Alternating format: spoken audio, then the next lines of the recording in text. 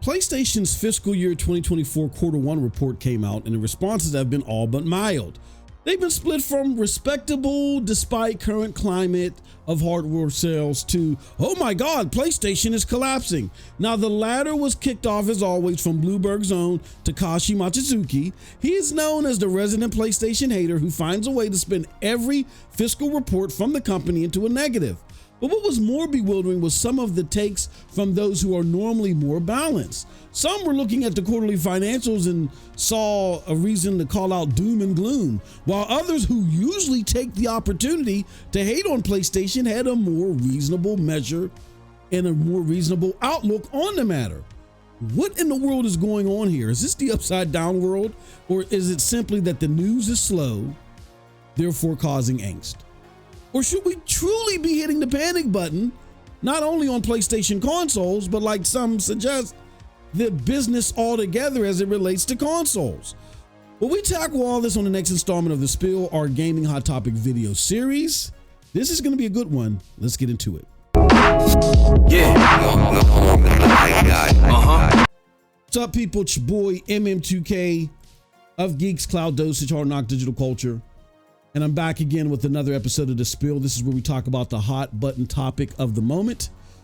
And we got a good one for you. This one is entitled Rant, PlayStation Console Sales Drops, Overblown Response. Wow.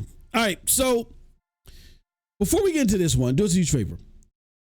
Hit that like button, hit that subscribe button, and rock those bells for notifications, please. All right. Okay, so where do we begin with this? Okay, first and foremost, this is overblown. Okay, I truly do think this is overblown. Why do I think this is overblown? Well, in order for me to fully exhibit what I'm talking about, let me show you this. This started because people are in a slow news cycle. And they first started kicking off this news cycle by saying, oh my God, look at Xbox. But that's really not done much because the Xbox diehards that are reading the headlines daily about Xbox and trying to see, how Xbox is taken into account, they're sicko fans for the most part. Not all of them, but most of them are sicko fans. All right. And they're looking to have Xbox shown in the most positive light.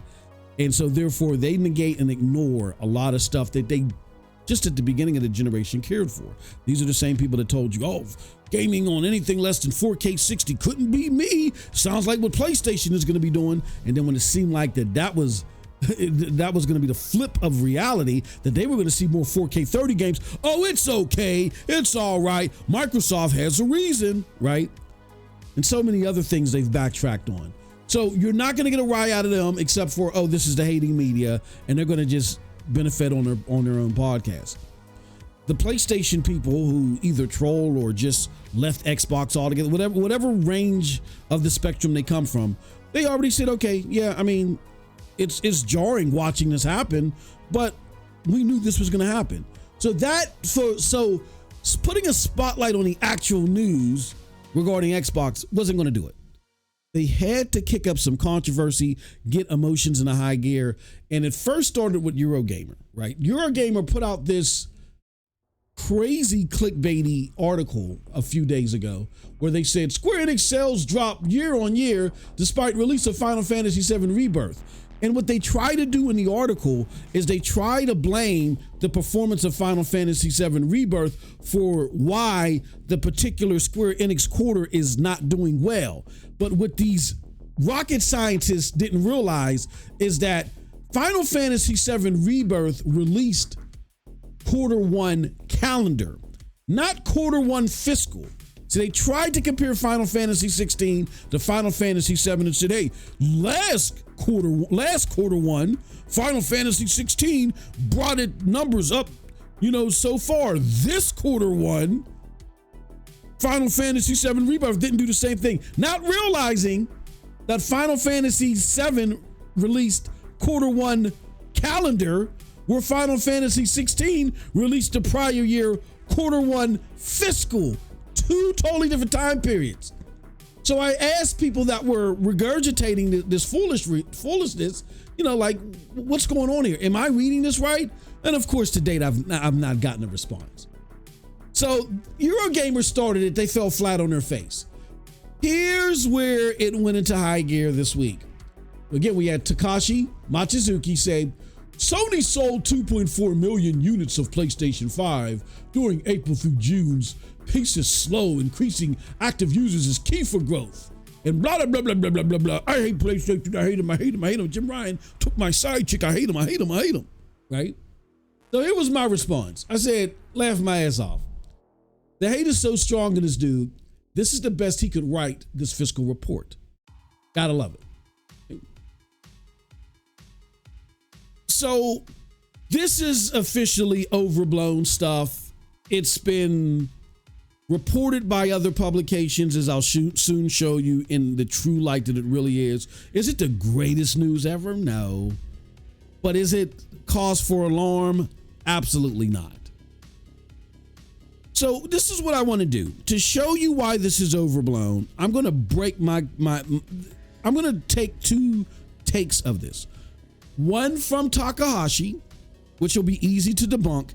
And then there's actually one from a creator who I normally flock to for their takes on this stuff, on this type of analysis, but I think this time they overreacted. So let's start with Takahashi, right? Now, Takahashi talks about, as you saw in that tweet, that he hopes that PlayStation has a better strategy, even though they're only down 2.7% globally versus the PlayStation 4. This is despite all of the issues with the chip shortage and shortage supply. This is despite the yen being the way that it was as far as conversions and affecting margins. This is despite the pandemic. This is despite all of that. They're only down 2.3%. Even though there wasn't no significant price drop or anything, which is normal in a PlayStation generation. They're only down 2.7% globally, but in their largest console market, which is North America, they are up 7% on pace over lifetime to date versus the PlayStation 4, right? So here's what I want to do to deal with this baloney. I'm going to show you guys this, right? This is an actual chart that is out there that is all public knowledge that people can look at, and we can show you that this stuff that's being put out on Twitter is bunk. First and foremost, the PlayStation 5 posted the biggest fiscal ever out of the two. 20.8 consoles sent last year, fiscal year. That is higher than any fiscal year in the PlayStation 4 generation. Crazy, right? But they need a better strategy, okay? Consumers are spending more money. When I did the rough math, I think it was they're spending 29% more, somewhere around 25 to 29% more.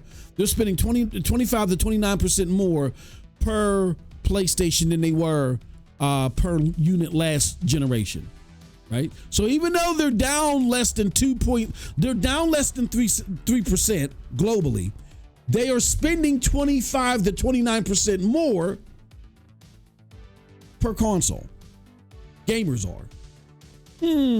Interesting numbers, right? You do the math and you can see, wow, only being down 3%, but spending 25 to 29% more per console, you're overextending that gap. That small 3% gap, you're overextending that in the rise in investment or revenue per unit, right? Right. Okay, let's continue on. I know people understand basic math. And like I said, despite all the variables, you look at, okay, they want to compare quarter one numbers and say, oh, the quarter one numbers aren't as great as they were last generation. Let's look at quarter four numbers for PlayStation, this gen versus last gen.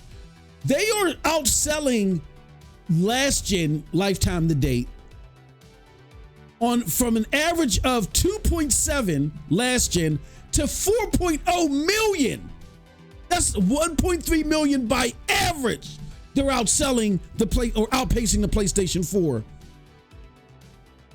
this quarter four versus last quarter four. So we can look at quarters, we can look at consumer trend shifts and all that other stuff. The devil is in the details, and you just got to use your damn eyeballs and look, right? Okay, so debunking what Takahashi had to say was simple.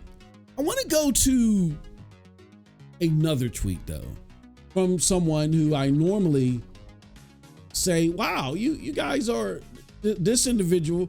I normally follow their content and look at what they say and say, oh man, that's a sound assessment.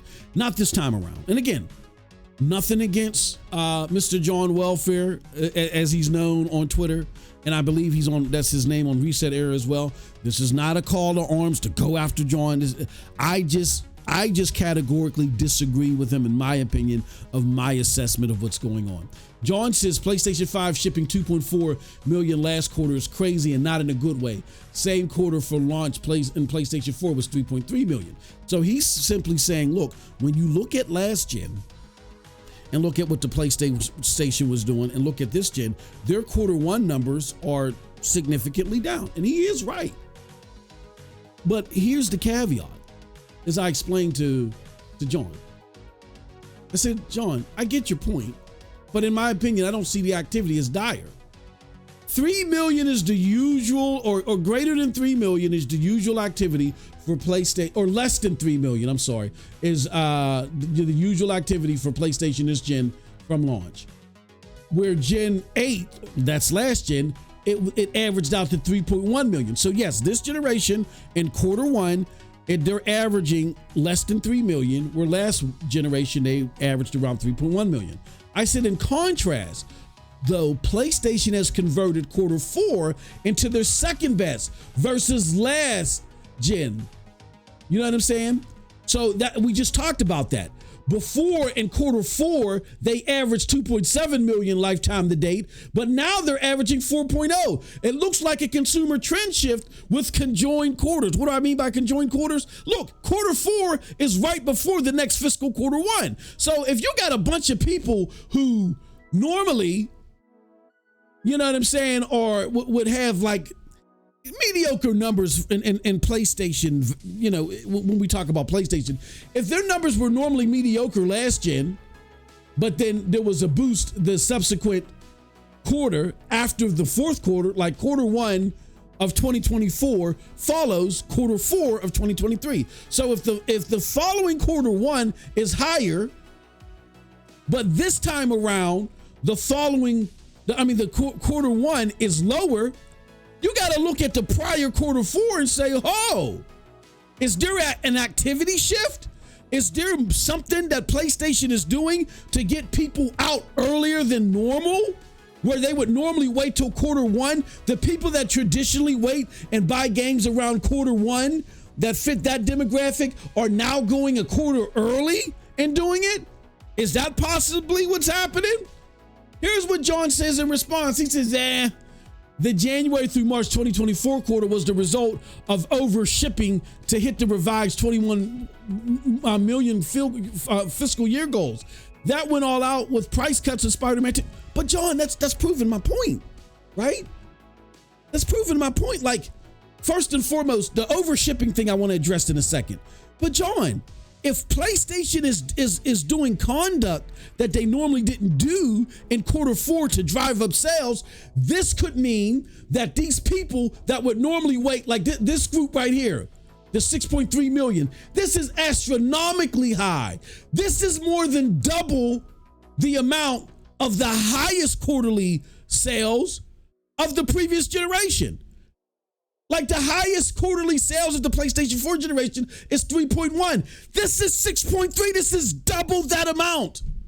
Something's going on beyond traditional activity. So could it be that bundle that you mentioned caused a lot of people that normally would have waited until then to go and buy a PlayStation now? And could we see in the 2.4 million that is the normal sales rate for this quarter, being that it dropped from 3.3 to 2.4 this fiscal? Could it be because these people are doing 4.5 million the previous quarter, where again, the highest in quarter 4 was 3.1. So you could see a demographic shift. You could see a trend shift, right? So you're proving my point, John. And I tell him, hear you, but that explains the last quarter. What about the prior, where the trend possibly starts, right? When the shipments start coming in, when they're able to meet the supply, and this trend probably starts to kick off the supply. PlayStation probably said, you know what, let's do some things in fiscal quarter 4. They found success in it, so they repeated it, and they found even more success, right?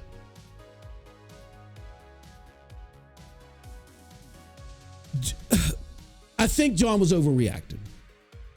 I truly do. The last point to prove to where I think John may have been overreacting, even though I feel like he meant well, is John talked about they overshipped. Now, when you say they overshipped, that indicates that they sent more than the supply regulated them to do, or they sent more than retail's asked for, either or, right? So in order to conclude that, you would have to look at the numbers of consoles shipped versus the numbers of consoles sold. Okay, so he's claiming that they shipped more consoles in fiscal quarter 4 2023 than they needed to. Fiscal quarter 4 2023 is a 30% increase in shipments. I'm sorry, is a 30% decrease in shipments opposed to fiscal year 2022, right? So he didn't say they overshipped in 2022.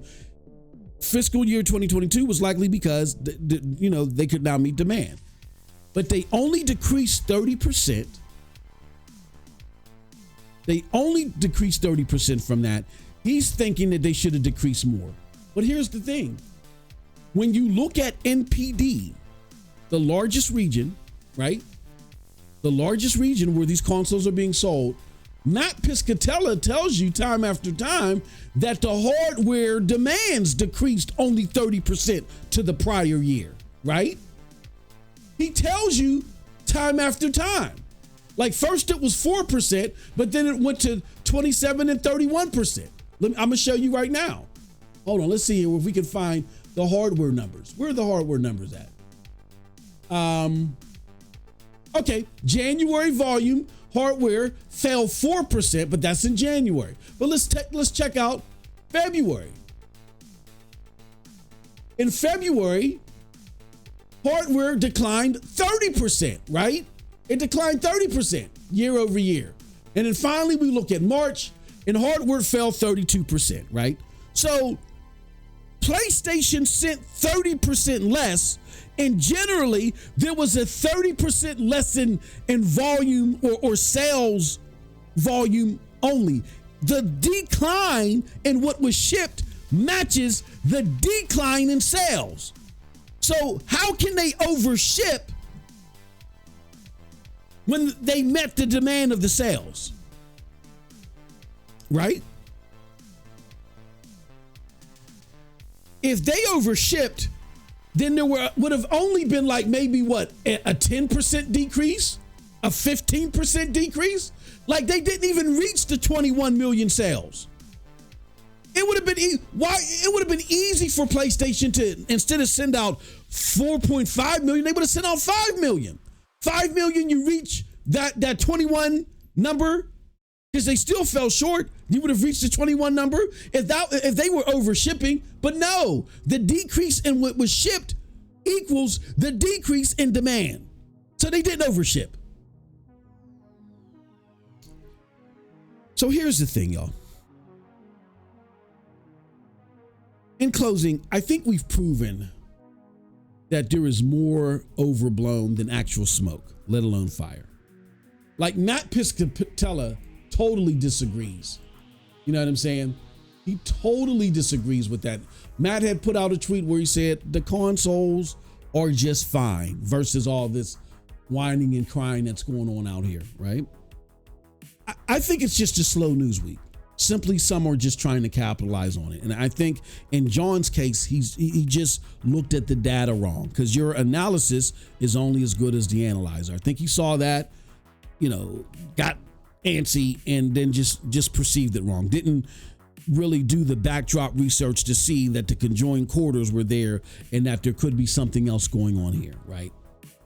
Point in hand, I want to show you guys this. This is a tweet from Reforged Gaming.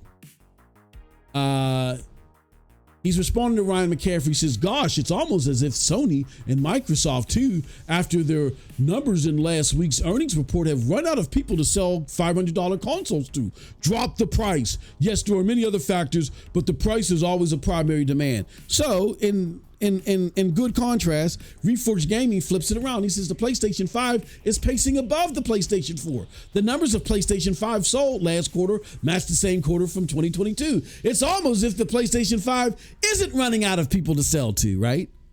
Just putting it in proper perspective is what he's doing there, and a good job at that as well. Journalism in general has become useless behind the state, instead of just simply stating the actual factual events. They just come up with all this rhetoric. Twitter and social media in general has become a cesspool of lies that continues to feed off naivete. Gamer, I hate to tell you, but for the next few months until the holiday season, you will be bombarded with this. You can trust us here, and I think we've proven that, because we're going to guide you through the BS. But I can't say that for many. Look, dudes and dudettes, now's the time to whip out your games, put on your headsets, and just simply put, block out the noise. But that's it. That's it from your boy.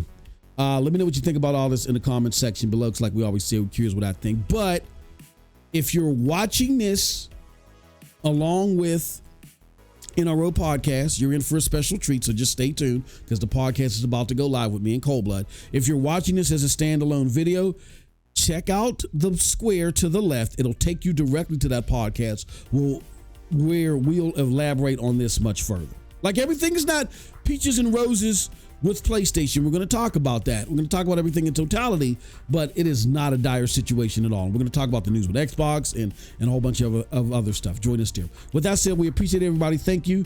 Have a wonderful gaming day. Peace.